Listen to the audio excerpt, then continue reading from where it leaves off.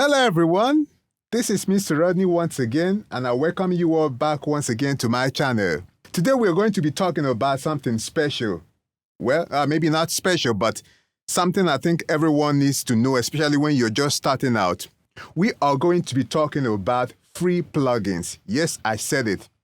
So, but before we go on, please, I urge you, like I always do, to keep supporting me by subscribing to my channel, turning on the notification button, liking my videos, to always have you updated whenever we drop a new video.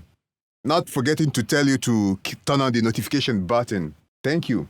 So like I said earlier, today we're going to be talking about free plugins, and one of those plugins is the TDR Nova.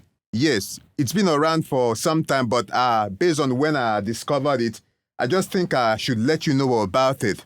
Of course, in the past, I used to feel this kind of way about free plugins. Maybe because of the free in them, I used to think that possibly they wouldn't offer much like the paid ones, or maybe I just wanted to use the paid one. I think that's what the pros use. I saw someone who was using this particular one, and I mean, he's a pro. Maybe let me just say, like, maybe the person is a pro. So I started giving them a thought, and I tried it, and I found out that it works. It does just what it does. You know, maybe because my time as a studio guy, I started to realizing that all these plugins, many of them are like vehicles taking us to a direction, to a particular place. Sometimes some may be faster, some may be more comfortable riding in them, but the bottom line is that what we need is to have a good sound. So if you know how to use them, if you know how to apply them, if you have spent your time with them, getting to know them, getting to know how they work, how they react to materials that we are recording, then it's just like any other plugins. Like TDR Nova, so are many other plugins out there which are free, that are good. But this is not me saying that buying plugins are not good. Buying plugins is not good. But if you can offer them, if you can afford them, good. If you cannot afford them, get the ones that your hands can reach and start using them. I used to feel I wanted to wait. I was waiting to get the ones, the paid ones. It affected my creative speed and made it difficult for me to evaluate how far I have grown as an engineer, or as a producer. But now I just lay my hands on whatever I can find and start using them. And this particular one is very, very good. Of course, it has a paid version, but the paid version and the free one is almost the same thing. The differences are not much. It's just about few bands that are, because this one, which is the free one, has 4 bands, and the Gentleman's Edition has 6 bands, and very minor differences there. Without wasting much of your time, ladies and gentlemen, let me take you to TDR Nova. Nova is developed by TDR Records, a record label in the United States of America. And by the name, as the name sounds, I know, of course, you should have already known that they are very, very good with plugin development. Yeah. So they have a lab which is into plugins and some other audio processors. Nova can be downloaded from the TDR website. That's TDR Tokyo-Dawn/labs. When you go to Google, you click here, so you will already have seen Tokyo-Dawn Labs. When you click, or possibly you can just click on the labs anyways. Then you scroll down. There are they have plenty other plugins, which some of them are paid and some are free download. So as we're talking about Nova now, we are going to download Nova here. So you see it here, it's free. You see, here is the paid one. See, it's about 60 euros. So this is the free one. Then you click on it. When you click on it, it takes you to TDR Records Collector, that TDR collector. From this TDR, that's when you click on the TDR collector, it will be downloaded. And then you will see the list of the plugins that you want, both the paid and the free ones. So you click on it, which we are not going to go into that because of time and every other thing. Now we are going to go to my DAW, to Studio One, which I'm going to be using for this demonstration. When I go there, I'll go to my plugin list here. TDR is already there. I open it. So this one, which is the free one, has 4 bands, while the gentleman's edition, that's the paid one, has 6 bands. Of course, it's just a minor differences between the paid one and the free one. So this one has, here are the 4 bands. Now it has high pass filter and the low pass filter. I'm going to show you how to use them. Like it said on the site, it's a parallel dynamic equalizer. But I'm going to have to break it down to a more simpler way. It can be used as parametric equalizer, can be used as a dynamic equalizer, can be used as a multiband compressor or wideband compressor. So if you're when you want to use it as a parametric equalizer, you simply use it by controlling it like this way, just as I am doing now. Here are the bands. So you can either switch out the band by double clicking on it or using these buttons here. Here this way. So you use it here. You can use it to control whatever you want to, however you want to use it, or you use the high pass if you want to use it that way. Yeah. So here is a gain here.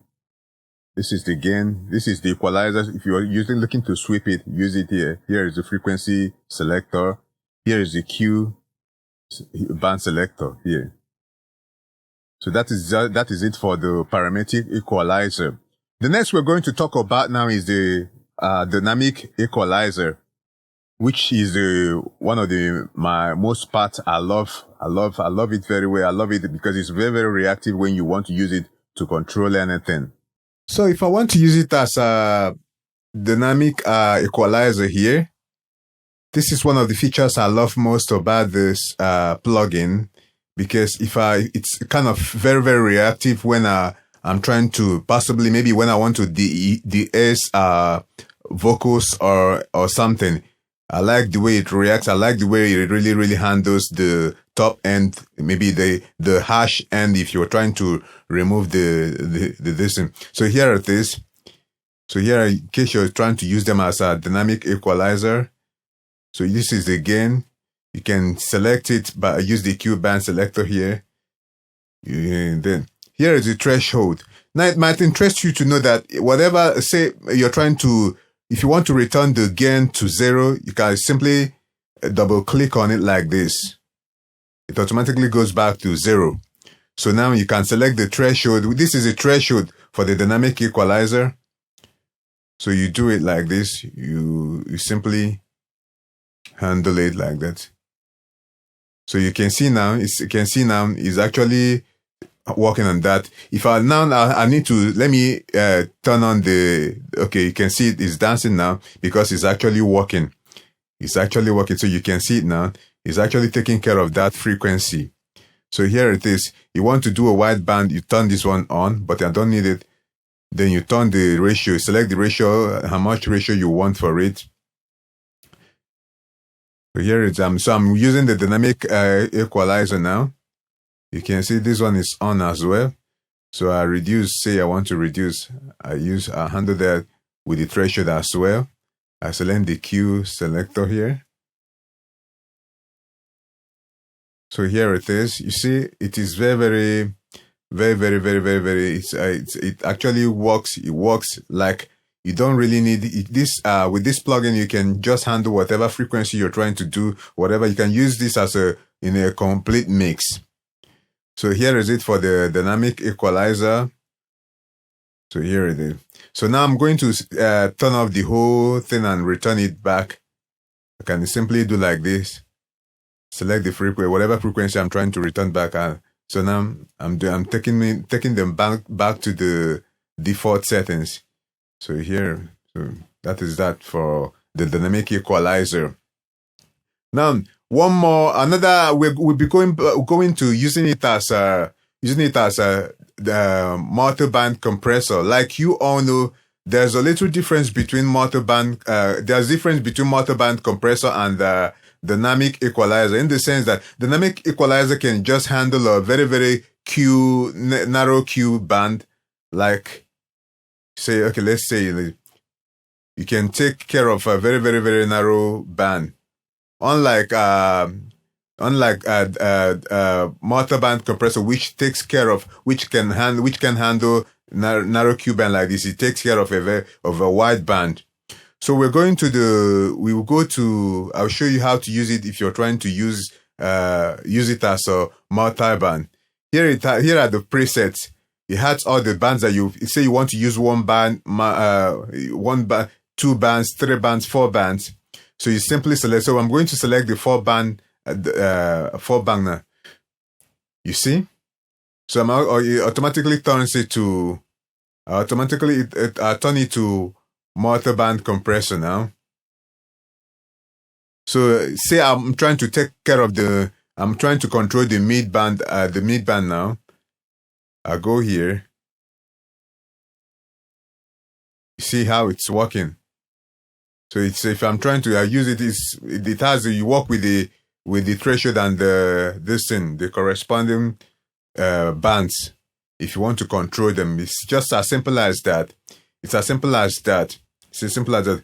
Now I am going to take you to the last major feature here.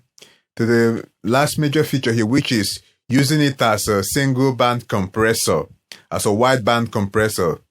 Now, if I'm trying to use it as a wideband compressor, what I would simply do is this. I turn off the whole bands. Once I turn them off like this, it automatically becomes a wideband compressor.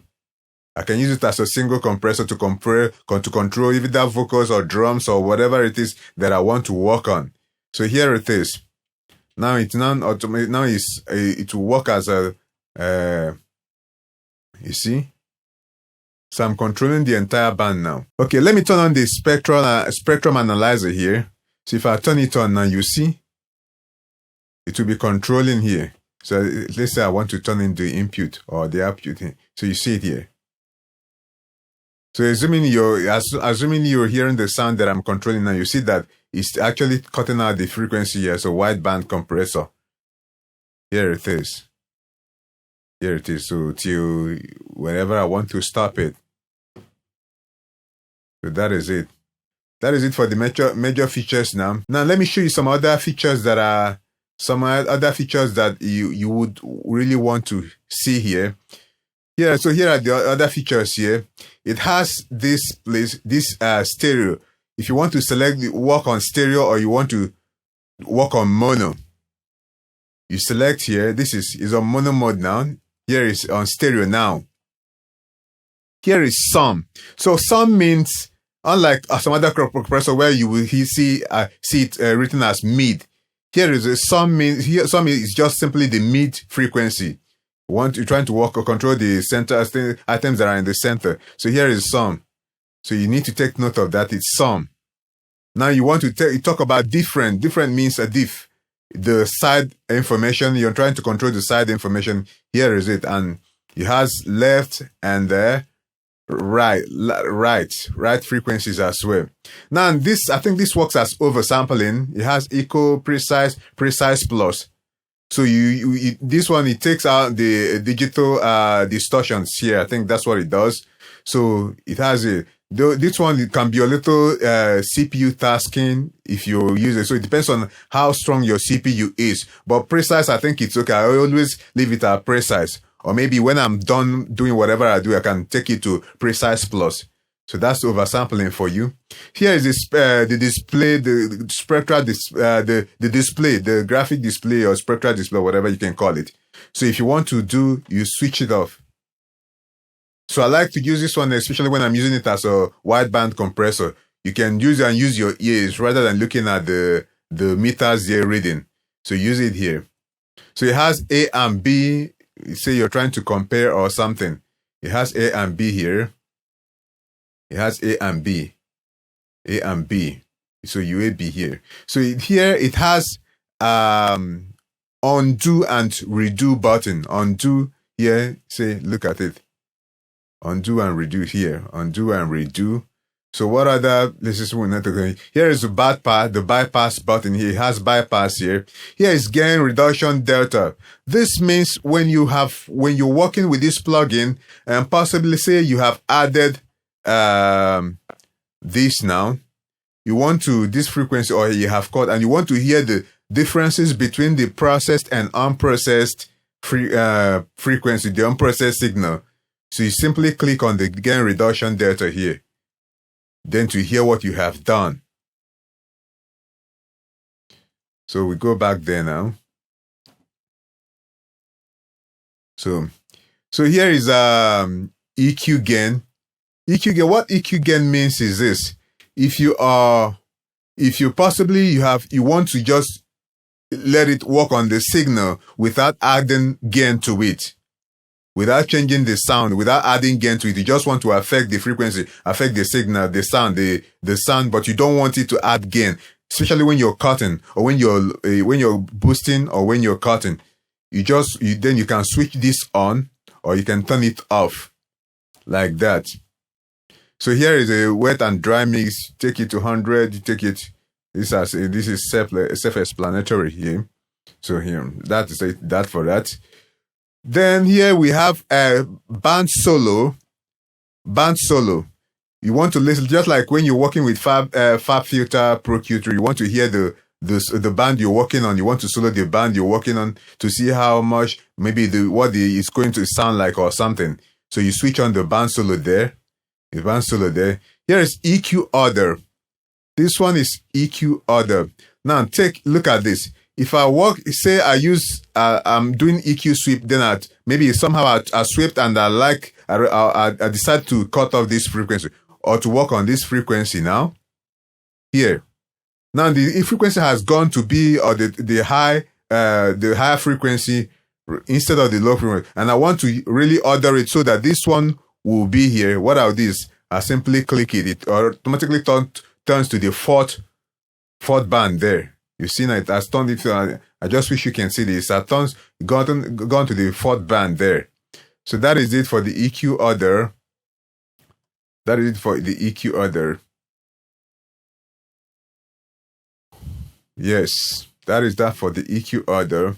So it had all the frequencies, like here is the threshold, like I've already mentioned before. Though I didn't mention the attack and the release buttons here. Here is the attack. Here is the release. When you're you're using it as a dynamic compress equalizer, as a multiband equalizer, or you're using it as a wideband equalizer, as a single band. So here it is, as a wideband. So you look at it. Here is the attack. Here is the release. Here is the Q band selector. I think I already mentioned this before. Here is the Q band selector. Here is the frequency selector. Here is the gain. I already mentioned this one, but I just need to re-emphasize on them once again. So here under the high pass filter, here it has the frequency selector here. Say you want to use it here. Then it has here is dB per octave. You select 12 dB per octave. You select this one. Same thing on the high pass. dB, it has dB per octave as well. Here is bell. Here is shelf, low shelf and high shelf. So this thing is pretty much loaded. Here, if you're turning, say I turn on I turned on this thing earlier. So you see it now. Here is for the incoming signal. Here is for the output. Here is for the side chain. And here is like here it has side chain filter. Here is it. So I think this thing is loaded with features. It's just packed with features. Looking at what else have I not said here. So I think you really need to check these plugins out. Possibly you can even learn it more than I have done. You can even learn it more than I have done. It has a lot of features that you can use a single pop plugin and do the whole mix. Like you can use it and control the whole mix without looking at other plugins if you really wish. It's packed with features. It's packed with features. Here is for wideband. So I think this is another place where you have the differences between the paid one. Maybe if you really want, you can actually check out the paid version. I think it has some other it has some other things here where we have this wideband here. It has which this one does not have. So I think I'm not really familiar with that because I think I've not tried it out. But this thing is packed with features, and it's a very beautiful plugin, very beautiful one. And I think I will have to try and get the paid one. A paid one. Here is the external. Here's the internal sidechain and external sidechain. I don't. Yeah, here it is. It's actually packed with features, so you need to check it out. You check it out. Get the paid one if possible. If money is not an issue, you can imagine. I don't know if you use this. I'm sorry, I'm not doing sound, but I'm just showing the features here, and I'm letting you know about it. Like I already said, this is going to be serious, and we will do lot more about lot more about free plugins. The next one might be about the compressor. So it's actually packed with features, and I hope you enjoyed this video. I hope to see you again. Thank you. So ladies and gentlemen, that will be it today for TDR Nova. Like I told you earlier, it's going to be a series where we talk about free plugins available. Please do subscribe, turn on the notification button to keep you updated, as it's going to be back-to-back presentations. Till I come your way next time, it's still me, Mr. Rodney from Platinum Mix. See you next time.